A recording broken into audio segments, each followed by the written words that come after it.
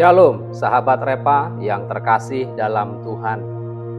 Depresi, kata ini sekarang sering kita dengar di berita-berita, di media sosial, bahkan di dalam lingkungan gereja.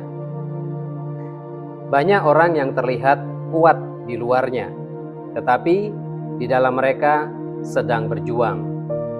Ada pemimpin perusahaan yang sukses, tetapi diam-diam setiap hari minum obat penenang. Ada mahasiswa yang pintar, tetapi merasa hidupnya tidak begitu berarti. Bahkan ada hamba Tuhan yang terlihat penuh iman ketika menyampaikan firman di mimbar. Tetapi ketika pulang ke rumah, dia merasa kosong hatinya. Pertanyaannya sederhana, tetapi mengganggu kita semua. Apakah mungkin seorang nabi Tuhan mengalami depresi? Bukankah orang yang dekat dengan Tuhan seharusnya selalu kuat? Bukankah orang yang dipakai Tuhan seharusnya selalu penuh iman? Tetapi Alkitab memberi kita kisah yang sangat jujur. Setelah kemenangan besar di Gunung Karmel, setelah mujizat api turun dari langit, setelah bangsa Israel melihat kuasa Tuhan, nabi besar bernama Elia justru berkata, "Cukuplah itu ya Tuhan, ambillah nyawaku." Sahabat, ini mengejutkan. Seorang nabi besar, seorang pemimpin rohani, seorang yang baru saja melihat ataupun menghadirkan mujizat luar biasa, justru ingin mati. Hari ini kita akan belajar satu kebenaran penting. Bahkan nabi Tuhan pun bisa mengalami kelelahan jiwa. Namun kabar baiknya, Tuhan tidak meninggalkan mereka. Untuk itu, mari kita lihat lebih dalam kisah Nabi Elia ini. Sahabat, kitab 1 Raja-Raja pasal 19 terjadi pada masa yang sangat gelap dalam sejarah bangsa Israel. Kerajaan Israel saat itu dipimpin oleh seorang raja bernama Ahab dan istrinya yang terkenal sangat kejam bernama Izabel. Di bawah pemerintahan mereka terjadi sesuatu yang sangat serius, khususnya di dalam kehidupan spiritual rohani bangsa Israel. Penyembahan berhala dilegalkan oleh negara. Baal menjadi agama resmi kerajaan. Nabi-nabi Tuhan dibunuh. Ibadah kepada Tuhan ditekan. Orang benar hidup di dalam ketakutan. Dalam konteks inilah Tuhan mengutus Nabi Elia. Elia menjadi surat kenabian, suara kenabian yang berdiri sendirian melawan sistem pemerintahan. Pasal sebelumnya, yaitu 1 Raja-Raja pasal 18, mencatat peristiwa spektakuler di Gunung Karmel. Di sana Elia menantang nabi-nabi Baal dan Tuhan menjawab dengan api dari langit. Secara logika manusia, seharusnya mereka setelah peristiwa itu terjadi, kebangunan rohani nasional harusnya menjadi akibatnya. Tetapi yang terjadi justru sebaliknya. Ketika Izabel mendengar kabar itu, ia mengirim ancaman melalui pesan dengan berkata kepada Elia, "Besok engkau akan mati." Bayangkan situasinya. Elia sudah berjuang sendirian melawan sistem politik, melawan agama negara, dan sekarang nyawanya terancam. Para penafsir Alkitab menjelaskan bahwa kondisi ini adalah tekanan psikologis ekstrim. Ada 3 faktor besar yang dialami Elia saat itu. Yang pertama, tekanan pelayanan yang panjang. Yang kedua, ancaman kematian dari kekuasaan politik. Dan yang ketiga, kekecewaan karena bangsa Israel tidak bertobat. Jadi ini bukan sekedar masalah iman. Ini adalah kombinasi kelelahan fisik, emosional, dan spiritual. Sahabat, sekarang kita perhatikan teksnya lebih mendalam. Ayat 4 mencatat kalimat dari Nabi Elia. "Cukuplah itu, ya Tuhan, ambillah nyawaku." Kata Ibrani untuk cukuplah itu mengandung arti aku sudah tidak sanggup lagi. Ini bukan sekedar keluhan ringan. Ini adalah titik kelelahan total. Menariknya, Alkitab tidak menyembunyikan kelemahan ini. Penulis kitab Raja-Raja justru menuliskannya dengan sangat jujur. Mengapa? Karena tujuan penulis bukan hanya menceritakan sebuah sejarah, tetapi menunjukkan bagaimana Tuhan bekerja melalui manusia yang rapuh.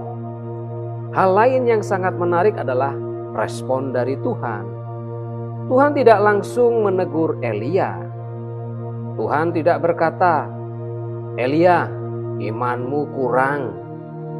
Tidak, Tuhan tidak berkata demikian. Ya, Tuhan lakukan justru sangatlah sederhana.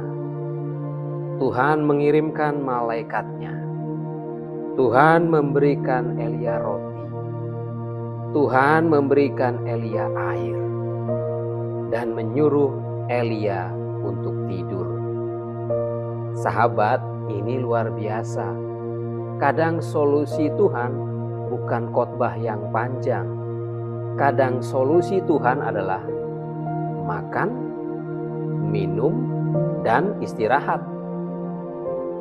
Sahabat, dari kisah ini kita belajar 3 kebenaran teologis yang penting. Yang pertama, orang paling rohani pun bisa lelah. Elia adalah nabi besar. Dia melihat mujizat Tuhan terjadi di hadapannya.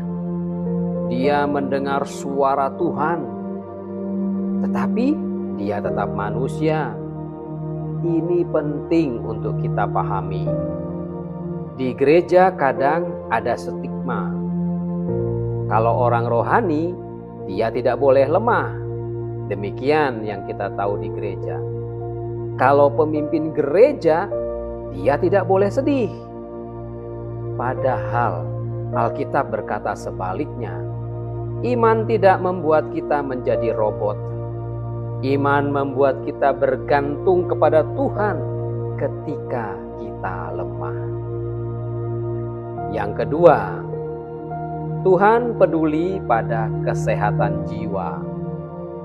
Hal kedua yang sangat indah, Tuhan peduli pada kondisi emosional kita. Perhatikan urutan-urutannya. Tuhan tidak langsung memberi tugas baru. Tuhan memberikan pemulihan dahulu untuk Elia. Makan, minum, dan istirahat. Ini pengajaran atau ini mengajarkan sebuah prinsip penting bahwa pemulihan jiwa adalah bagian dari rencana Tuhan. Kadang orang berpikir spiritualitas hanya soal doa dan pelayanan. Tetapi Tuhan juga peduli pada tubuh kita, pikiran kita, dan juga emosi kita. Yang ketiga atau yang terakhir, Tuhan tidak membatalkan panggilan. Sungguh yang paling menguatkan dalam kisah ini adalah walaupun Elia ingin mati, walaupun Elia terlihat ingin menyerah, walaupun Elia terlihat sangat tertekan depresi, tapi Tuhan tidak membuang dia. Tuhan tidak berkata, Elia gagal, aku cari nabi yang baru. Tidak, saudara. Tuhan memulihkan Elia. Kemudian Tuhan mengutus dia kembali. Ini berita baik bagi kita semua. Mungkin kita pernah lelah, saya pernah lelah, sahabat pernah lelah, mungkin kita pernah putus asa dalam pelayanan. Tetapi Tuhan tidak pernah berhenti bekerja dalam tubuh kita. Amin, saudara. Sahabat yang dikasihi Tuhan, kisah Elia mengajarkan satu kebenaran besar, bahwa iman yang sejati bukan berarti tidak pernah jatuh. Iman yang sejati adalah tetap datang kepada Tuhan ketika kita jatuh. Bahkan di dalam perjanjian baru kita melihat hal yang sama di dalam kehidupan Yesus Kristus. Di Taman Getsemani, Yesus berkata, "Jiwaku sangat sedih, seperti mau mati rasanya." Artinya apa, saudara? Tuhan memahami pergumulan manusia. Karena itu, pesan hari ini bagi kita semua terdengar sederhana tetapi penting, yaitu jika hari ini sahabat lelah, jangan lari dari Tuhan. Justru datanglah kepada Tuhan. Karena Tuhan yang memulihkan Elia adalah Tuhan yang sama yang akan memulihkan kita hari ini. Ingatlah, kelelahan bukan dosa. Putus asa bukan akhir cerita. Tuhan masih bekerja dalam hidup kita. Dan mungkin hari ini Tuhan berkata kepada kita, "Beristirahatlah. Aku belum selesai dengan hidup." Mari kita berdoa. Tuhan yang penuh kasih, kami bersyukur untuk firman-Mu hari ini. Terima kasih karena Engkau adalah Tuhan yang mengerti kelemahan kami. Tuhan, mungkin di antara kami ada yang sedang lelah, ada yang sedang putus asa, ada yang merasa hidupnya terlalu berat. Hari ini kami datang kepadamu. Pulihkan hati kami, pulihkan pikiran kami, pulihkan kekuatan kami. Seperti Engkau memulihkan nabi-Mu Elia, kami percaya Engkau juga sanggup memulihkan hidup kami. Ajari kami untuk tetap percaya bahwa rencana-Mu bagi hidup kami belum selesai. Di dalam nama Tuhan Yesus Kristus, kami berdoa dan bersyukur. Amin.